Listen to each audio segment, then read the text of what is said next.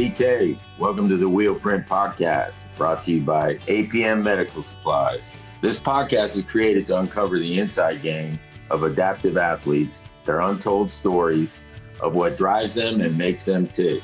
So be prepared to be inspired as we discover the trials and triumphs of the human spirit. Enjoy this show.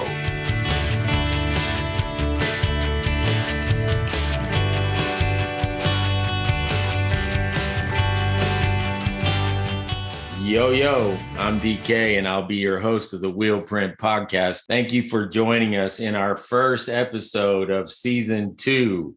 What a milestone. But today, going to introduce to you a man, a friend of many hats and experience. His name is Junior Rodriguez. He's from Houston and lives in San Diego currently. Is a Marine and Navy corpsman, NWBA Women's Division Commissioner, coach, and general manager of the Wolfpack military wheelchair basketball team. That might be the only wheelchair basketball team that's all veterans in the NWBA. And he is an unsung hero to all those who know him. Junior Rodriguez, my brother, welcome to the Wheelprint Podcast. DK, thank you. It's an honor to be part of this. You're a legend, so it's great to be part of this. And I look forward to our conversation. All right. Well, then the pressure's on. All I need to do is not screw up good content. I'll try not to screw up on my end. Yeah, no, you won't. Look, you and our next guest, our first guest of our first season was a veteran. And our next guest will be talking about military. So we're really excited to go down this road. And I think it's important maybe for our listeners to understand your service, what the corpsman role looked like, how long you were in, potentially how many tours you served, and anything else related that you're comfortable with sharing. Well, DK, as a Navy corpsman for the Marines, to put it very generically, I was a combat medic. So my role as a Navy corpsman was to supply aid and first aid and the everyday care to Marines that were under my care. I was in the military for 15 years. 13 years were spent with 2nd and 1st Marine Division. It was an honor to serve alongside some great men and women and great true heroes. You know, I say that with the utmost respect because the heroes are the ones that are buried over there that, we lost. So it was an honor to serve with them. I had 13 deployments, 10 of them were combat, and my story kind of began on invincible wounds because, amputations, you can tell, especially, being military, it's a very unfortunate hazard of our job. But my wounds were more invincible. So I suffered from combat Ptsd and I dealt with a lot of demons. I mean, as a combat medic, as a corpsman, we don't just take care of our own. We take care of our enemy. The guys that were shooting at us, we go patch them up. We take care of civilians, we take care of allies. We take care of NATO. So, unfortunately, war isn't pretty. War changes you. And, to see gore, to see kids, to see women, it's something that will ever change you. And with my PTSD, I never thought I had it. I mean, I thought nightmares, night tremors, it was all normal. And the hospital diagnosed me with PTSD and I got sent to an inpatient program here in San Diego. And it was the first time that I dealt with my skeletons and demons, and I didn't handle it very well. I actually had a suicide attempt, and if the duty hadn't been doing his job, I wouldn't be here. The hospital wasn't going to take me because they said that I'd been unconscious for too long, that I would have irreplaceable brain damage. They weren't going to take me, but I had a savior that day, and I have a very unique real name. And he heard it over the radio and he said he's coming here. And they worked on me more than it should have. And I survived. And on doing so, I went back to the hospital, and there was a rec therapist that kept seeking me out. And so one day she cornered me and she was like, "Hey, I know who you are. You don't know who I am." She's like, "I know your story." She's like, "I think there's some guys that you should get to know." And I was like, "Well, not really feeling it." So I became an intern at the hospital for health and wellness. And lo and behold, this rec therapist was now my boss. So she's like, "Hey, I need you to be at this gym Saturday at 8:00 in the morning." I said, "Okay." And that's when I was introduced to the Naval Medical Center San Diego Wolfpack. An encounter that would forever change my life. Oh, that is so powerful, Junior. And,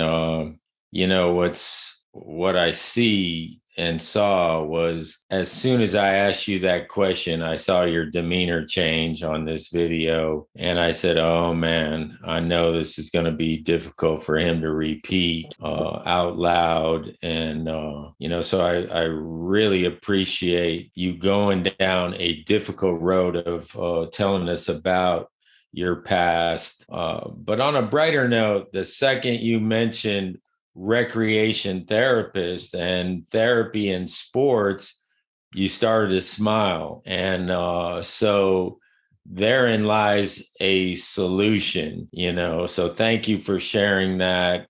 And for all you out there that aren't familiar, Junior referred to a therapist as a rec therapist, is short for recreation therapy.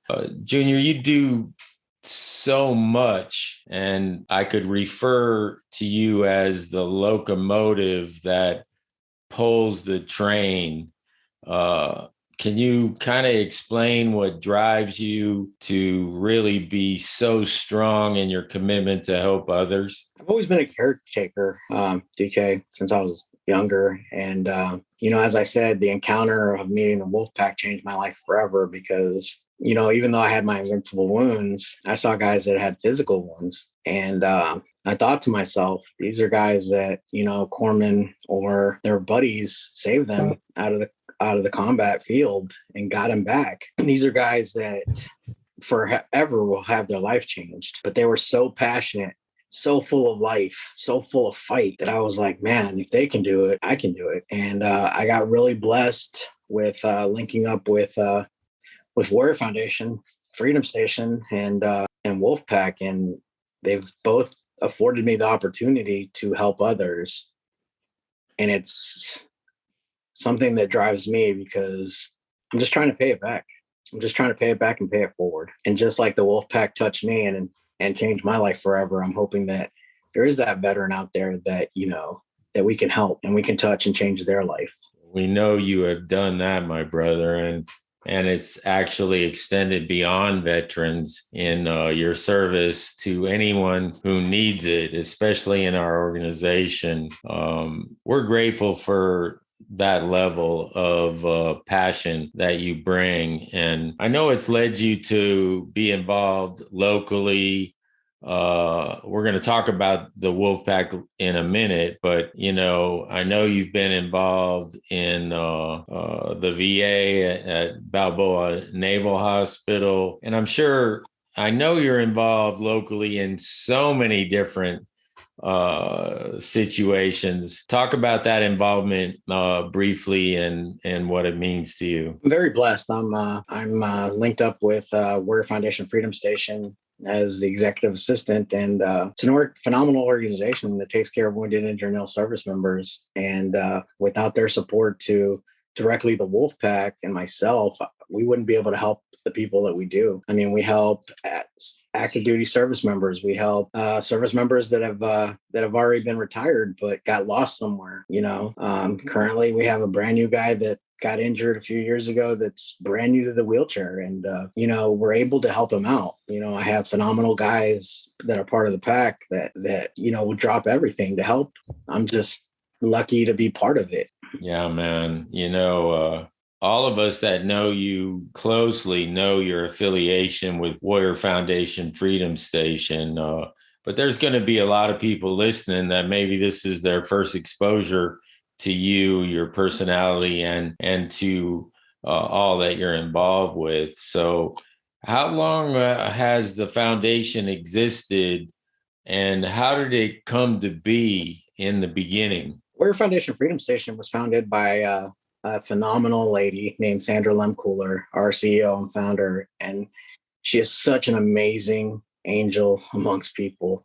This lady has no say no in her heart when it comes to her mission. And her mission is to help wounded, injured, and ill service members. She was an active duty wife. Her daughter serves in the Navy. So she's a mother of a service member, and her drive, passion, and love for service and duty and her patriotism is like no other. And she's just a phenomenal person. She founded it in 2004 at the height of the war over razors. Well, and it's grown to be a multi-million-dollar organization that most of the dollar goes back to directly to the service members because of her husband, her board, and volunteers that drive this. And it's just people like that, like yourself, your passion for the sport, your passion for the love of the game. I mean, I've been really lucky to be able to find some great mentors that have helped me along the way. And I'm just trying not to screw it up and help out as many people as I can and just emulate the service and the leadership that I've been shown. I mean, my current boss, who's the president of the board, is a retired Marine that was in for 31 years. I mean, he was the first Wounded Warrior Battalion commanding officer. So these are great people that have so much love and passion for what they do that it's hard not to get involved. And, you know, when it comes to San Diego, you know, the Wolfpack is what drives me. Those guys, just the love that we've had for each other, the love that they've had for the brotherhood is just amazing. And I've just tried to keep it going. Yeah, you're doing more than keep it going, man. You, like I said, you're the locomotive. And you know, what was that individual's name? You know, you were just talking about with the Warrior Foundation Freedom Station.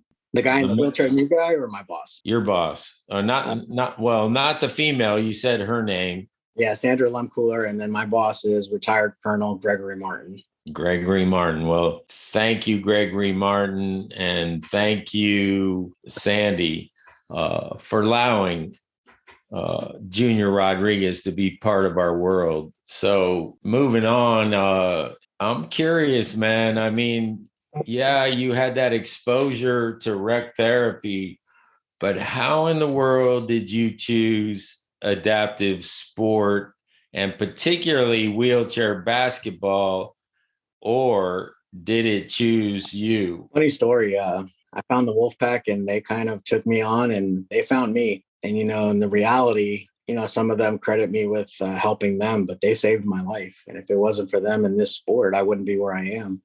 Let's talk about, you know, you're bouncing to the Wolfpack a lot, which is, you know, you're giving it so much power and understandably so for the role it played in your life. When did the Wolfpack get started, and how and why, that kind of stuff? So the Wolfpack was started 8 years ago by a guy named Josue Barone. And Josue was a member of 3rd Battalion, 5th Marines Dark Horses. They had just come back from Sangin deployment, and for the Afghani war, they were the battalion that suffered the most casualties. And Josue is from LA, and he used to ball out, and he just wanted to play ball. And he was able to create and start a program that Naval Hospital San Diego didn't have. He found people like Eric Rodriguez, you know, Hector Varela, which are some of the founding members, Dan Cashin, Junar Barrera. And together they were able to start a team that would forever change the lives of all of us.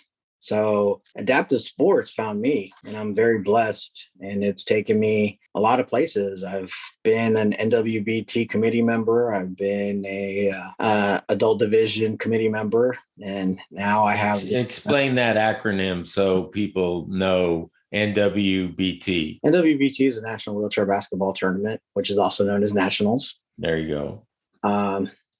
Adult division, you know, as everybody knows, there's two main divisions. There's adults and juniors.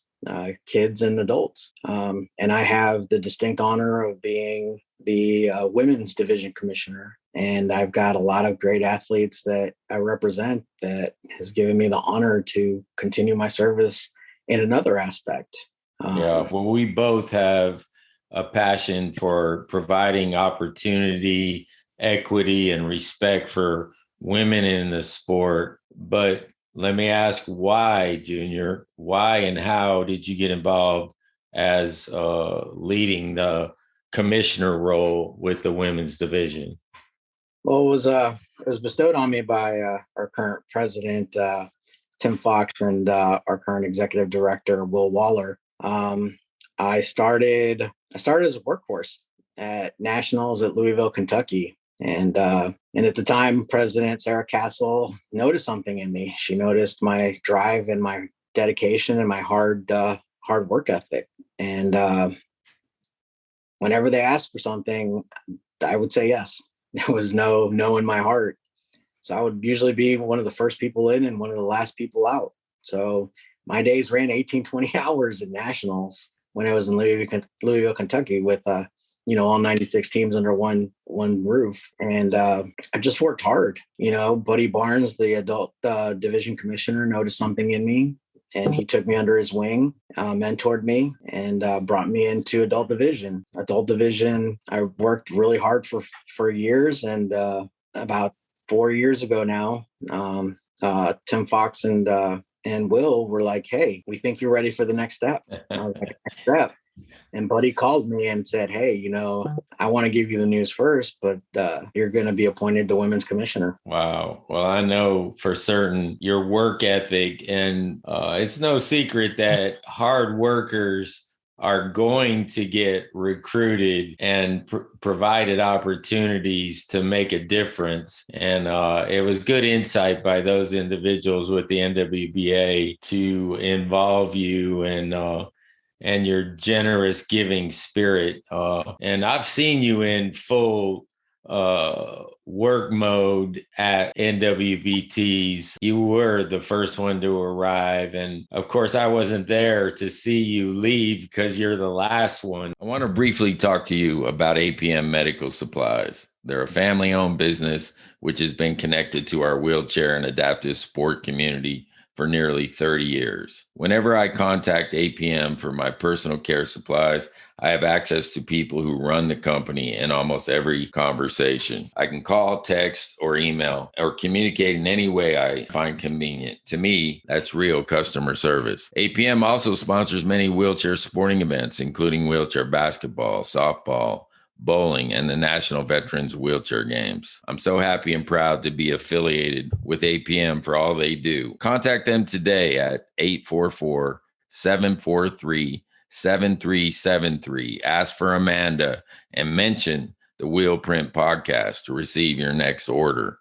You won't be let down. Hey, I got to ask because it came up, and I'm not sure if this is fact or fiction, Are you related to Eric? Eric Rodriguez and I are probably the closest thing to a brother that I'll ever have. We're not bloodline, but we are brothers. Our families are very close. My kids call him Uncle Eric. The closest thing that I'll ever have to a brother. Well, now I get it. I was doing research on you, and Will had he goes, Eric is Junior's brother. I said, what? I go, Eric's been part of so many DK3s. This has never come up. I am totally shocked to know, or not to know, but that I did know. But now you're adding context, and that's really cool. I love Eric, and he's been such a big part of DK3, and I'm going, is he going to pop this that he got involved because of Eric? And Eric is one of the kindest, most caring giants you'll ever meet. I mean, he's built like a brick house, and he got the sort of stick as me as his older brother, but yeah, most definitely. Well, good deal, man. I'm glad to clear that up. because I need to be in the know about those things. Now you know. Now I know he's your brother, just from a different mother, Well, look, NWBA has a really high profile initiative on the books with this implementation of a pilot program that will related to a military division within the NWBA, where veterans will team up and play against each other in a division. And if that's going on, I know you're in the middle of it. And so you feel it's needed, I'm sure, but talk about that military division initiative within the NWBA. So the military division is something that we've thrown around for a couple of years. Like we bounced it around, and we could never come up with the right format of how to include veterans in a sport that was created by veterans without damaging the integrity of the NWBA as a adaptive sports that falls under the USPOC. And it was something that was thrown around, for years.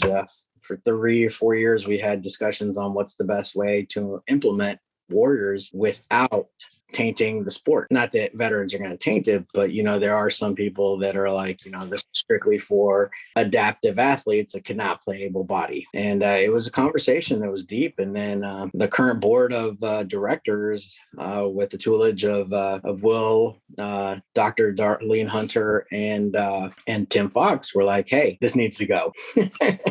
So currently it's in place to have teams that under the warrior game model, that members with PTSD and TBI that don't have lower extremity injuries can participate and play. So the Wolfpack is the only Division I adult division actual adaptive athletic team in the league. But we will have a division that helps bring in new athletes that wouldn't have that opportunity, because warrior games changes so many athletes' lives. But afterwards, it's sad to tell them, hey, you might want to continue playing wheelchair basketball, but you just don't qualify. Yeah, so let's explain that a little bit. You did a little bit. We're talking, this would be a more inclusive and expanded opportunity for those that don't have the physical obvious disability. We're talking, as you did, about PTSD, anxiety, all the things that go invisible, but yet are very traumatic and listed as a disability in how we would define broad sense of disability. So am I accurate in saying that's where you're tiptoeing, you're not tiptoeing, but you're talking about the hesitancy of a traditional organization, and you're trying to show respect for that tradition, but yet, there's a mission to serve a broader base of veterans. Correct. So when the board came up with the initiative that this is the year that it needs to get started, it was to bring in more veterans that don't have the opportunity to play, but without taking credit. I don't want to say without tainting, but without damaging the current sport that we all love. Yeah. And it gives these guys that have played warrior games, that have played valor games, that have played warrior trials, wheelchair basketball, that fell in love with it, because they can't obviously play able-bodied basketball anymore. And it gives them that sense of purpose again. Yeah, that's so awesome. And and it's already happened, that any veteran involved or wanting to be involved in DK3 has that opportunity without question. Let me, I went through a email thread that was generated through the NWBA and Will and Tim Fox, and it was related to the military division. But this is what Will Waller had to say, and I'd like to just read it to you. Junior, you are one of the rare members who gets involved on many levels in the game. You're like an athlete who can score assist, and handle the rock while being a great defender. That's a complete player, brother. Many people hope to be great at one thing, but very few actually achieve excellence at more than one. You've stepped up in every way that we've asked. I'm most grateful for the time you put in, your willingness to roll up your sleeves to get the work done.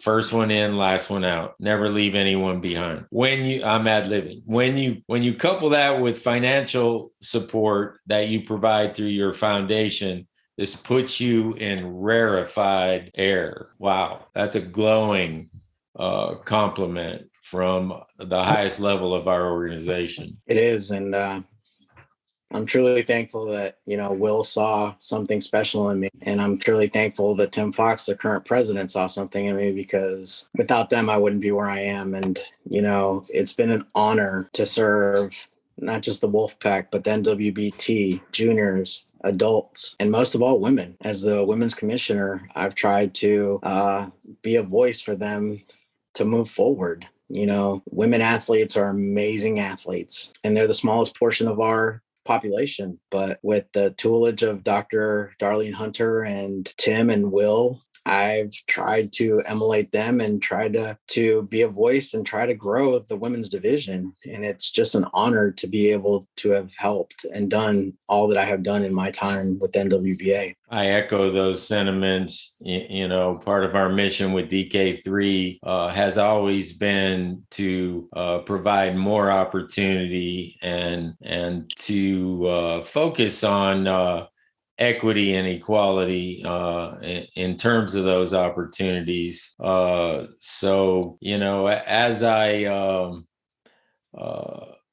talk to you about the women's division and your role, I want to read what Dr. Darlene Hunter said. Junior, you've been a great addition to the women's division as commissioner. He had helped to bridge the gaps with other divisions and is a strong advocate. He always puts everyone's needs before himself. He is one of the reasons why the women's division is stronger, because he goes to bat for us. So they believe in you, man. And I applaud your service in that area. Anyways, keeping it rolling, no pun intended. Look, I met you, Junior, in Doug Garner's office, I believe. It was your first DK3 event. You brought some ballers in, but you primarily came to be that guy, to help Doug, to help myself.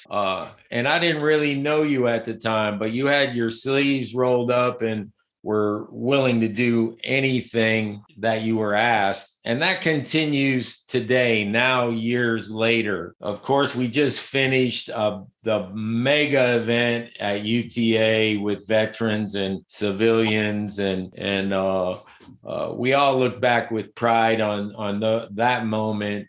You and the Warrior Foundation Freedom Station had a significant role in that tournament, significant. And in Venice Beach, our first effort to do a all veterans tournament on the iconic beaches and courts of Venice Beach. And that will always reign down as the flagship of our beginning.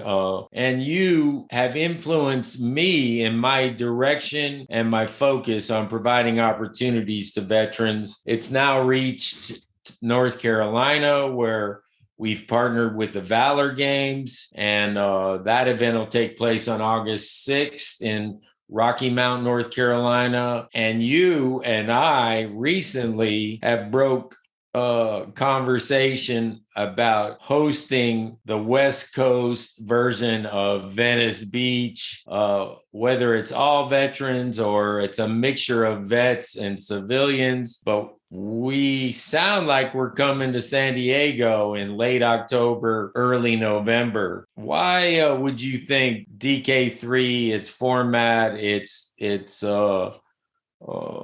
competition means so much to you and veterans? Well, first of all, DK, we've all seen the passion that you have for the sport. We all seen the passion that you have for the athlete. And it's something that, I can only speak for myself, but I know that it resonates. We've all tried to be as passionate and show as much love and respect for this sport, for something that's given us purpose and that brotherhood and sisterhood, that camaraderie that is huge amongst military members. And when we talked about doing the DK3 at Venice, it was a no-brainer. It was an absolute no-brainer. I talked to Sandy, and Sandy was so for the idea. But just to see the smiles and the laughter and the camaraderie and the love and the passion of all the athletes that showed up, it was just something that I know that we had to bring to San Diego. Yeah, man. And that warrior spirit of competition. Don't forget that, man. Those guys, ag and females, all the athletes give 110%. Yeah, man. They go all out, and it's just straight balling. Yeah. Well, how do you see San Diego as a possible host? How do you see that if we were to dream big? It's something that I'm going to go all out and make it happen.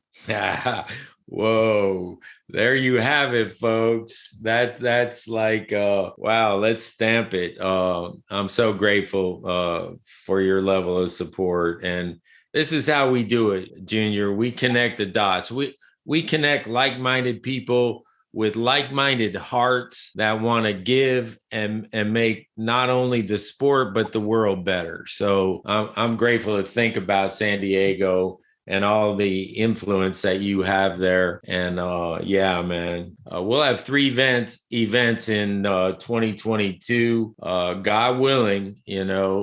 Crazy COVID could impact, but we're keeping our head down of what we can control and moving forward as though we're going to host all 3 of those events. Now let's talk about the sweet ride, PerformMax. How has your team benefited and been helped along with the NWBA and the movement of wheelchair basketball, do you think, through PerformMax? PerformMax is a special brand and unique individuals. Chris Comer, Willie Hernandez, Danny Fick, Cesar Olivas, Blake.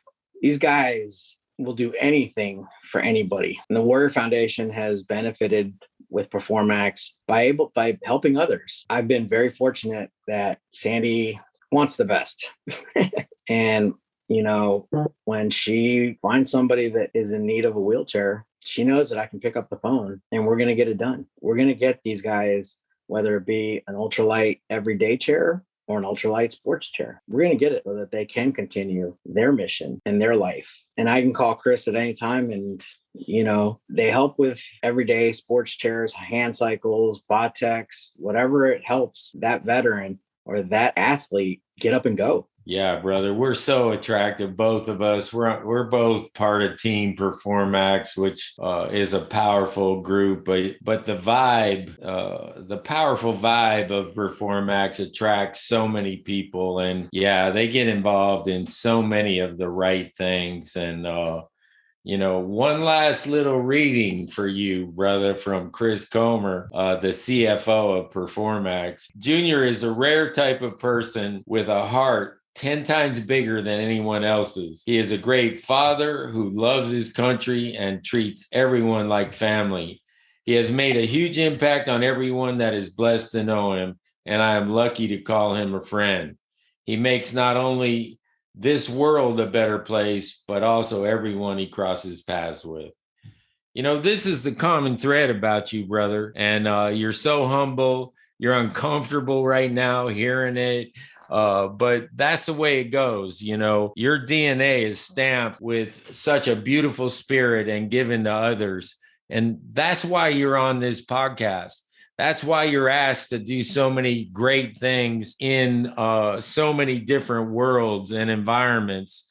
And the world is a better place because of you, man. And I just need to look you in the eye and tell you that and have you feel it. And it's not just coming from me. It's coming from so many. I'm nearing the end of our time.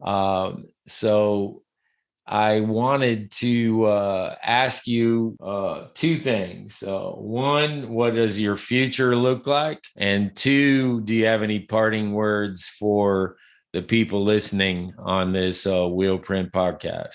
My future is to continue to do what I do. I will be part of this sport as long as I can. And it's been an honor to be part of every aspect of this sport, and it's meant a lot. I'm very blessed to be part of Warrior Foundation, and I plan on being with them and continue to help as many veterans as we can. And parting words, wheelchair basketball is a sport that takes the purest, kindest, hardest working athletes and forever will change the way you view basketball. Every athlete, from kids all the way to our elite Team USA, male and female, women's division, collegiate division, adult division, so much love and purity for this game that I'm blessed to be part of it. And it's been an honor to serve every single one of them.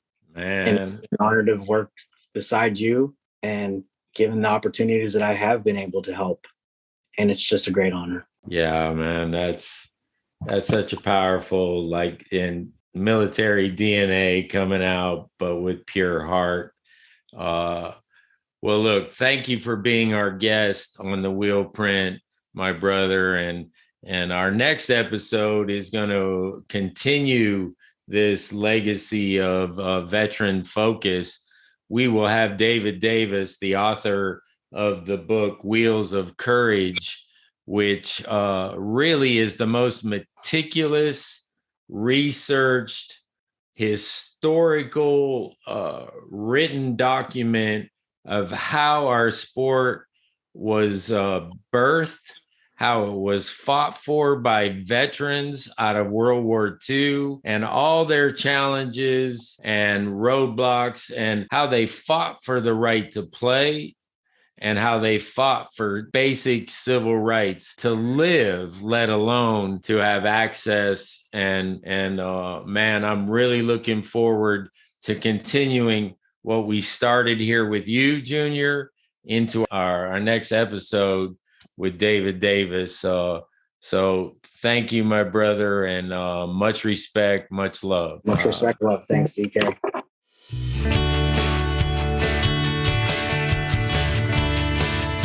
I hope you enjoyed today's show on the Wheel Print Podcast. I invite you to check out our other episodes on Apple Podcasts, Spotify, or on our website at DaveKileyDK3.com. Special thanks to Dromos Agency for producing this podcast, our lead sponsor, Apm Medical, for their support, and Performax Wheelchairs, a sweet ride.